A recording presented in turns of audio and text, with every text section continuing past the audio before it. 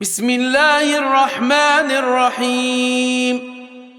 هل أتاك حديث الغاشية؟ وجوه يومئذ خاشعة عاملة ناصبة تصلى نارا حامية تسقى من عين آنية ليس لهم طعام إلا من ضريع لا يسمن ولا يغني من جوع وجوه يومئذ ناعمة لسعيها راضية في جنة عالية لا تسمع فيها لاغية فيها عين جارية فيها سرر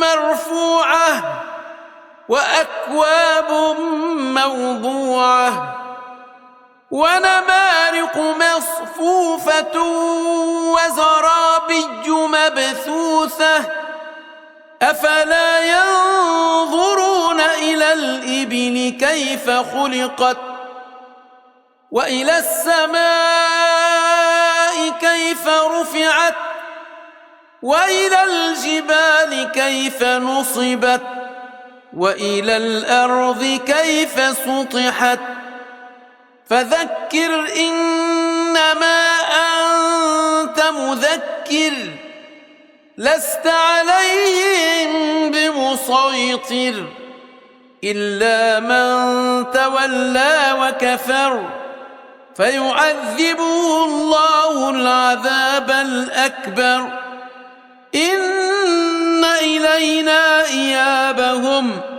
ثم إن علينا حسابهم صدق الله العظيم.